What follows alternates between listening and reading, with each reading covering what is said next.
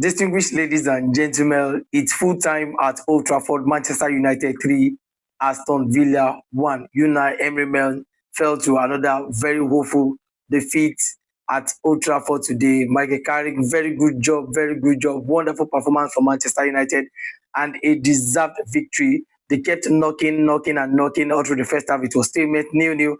But the second half, they broke the deadlock through that corner kick from Bruno Fernandes, and Casemiro headed it just from the first post right into the net, beating Emi Martinez. What a wonderful, well worked goal.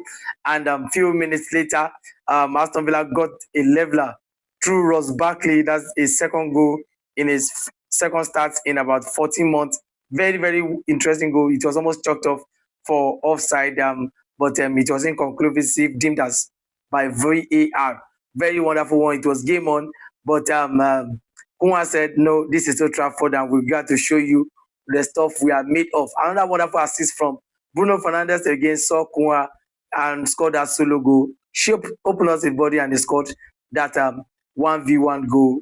Very good one. Not a lot of players were able to score that goal after receiving that pass. Drove the ball through into the box 18 and opened up the body, then called the ball to the far post where it will not be able to reach by Emi Martinez. Very important one. 2-1.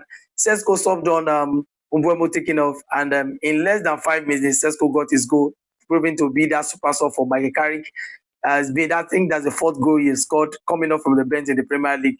Very wonderful one. They made their rest that they had about 13 days rest. They made it paid off. In the first half, they were a bit rusty, not getting the chance, not being.